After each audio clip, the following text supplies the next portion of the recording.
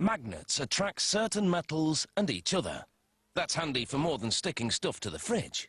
They help run motors and generators, among other things. Magnets occur in nature, but 2 centuries ago, people figured out how to make them using electricity. You could say it was a take-charge situation. You can't see or feel the force causing this globe to levitate, but it's not magic, it's magnetic. To make magnets, they must first create a sand mold of the magnet shapes. They load this pattern of 4 magnet shapes into a machine that fills it with sand.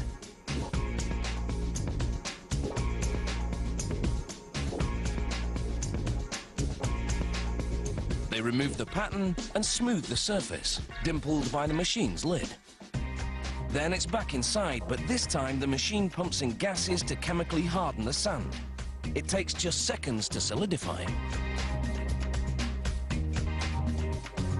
They lift out the sand slab, revealing the impression of the magnet pattern. It's now a mold. Magnets come in many shapes and sizes, as do their molds. Now they're ready to mold the magnet shapes.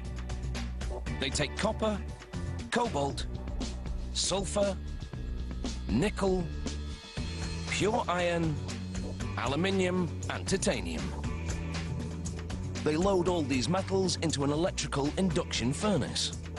It generates a pulsating electromagnetic field that heats to more than 1,600 degrees Celsius, melting everything into a molten soup.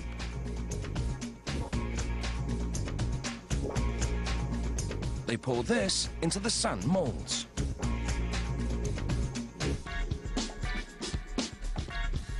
The molds burst into flames because the gases that harden the sand are highly flammable.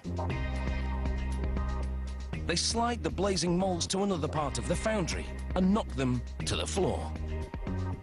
Then they bust them open with a sledgehammer to get air inside so they cool down and the gases burn off.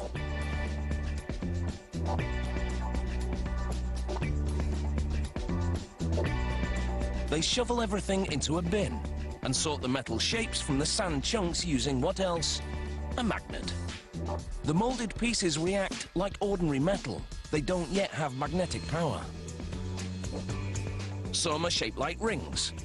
Threaded onto a copper pipe, they'll be used in electric motors.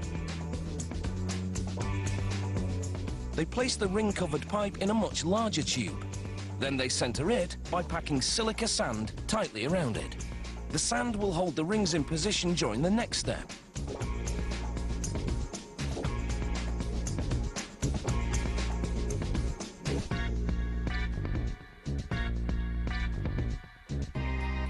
They seal both ends with concrete, allowing the inner copper tube to protrude slightly. Then it's into a different electrical furnace. It heats the tube full of magnet shapes until it's red hot. This primes them to accept an electromagnetic field which will be delivered by this metal rod.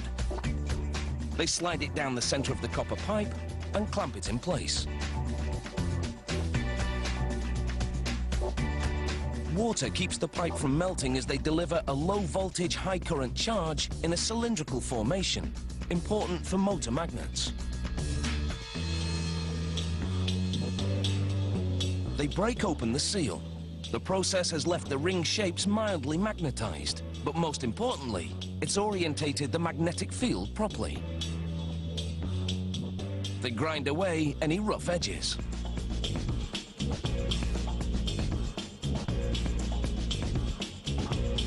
At this point, these magnets are pretty useless. But this machine will empower them. It delivers an electromagnetic charge to the metal, which magnetizes it.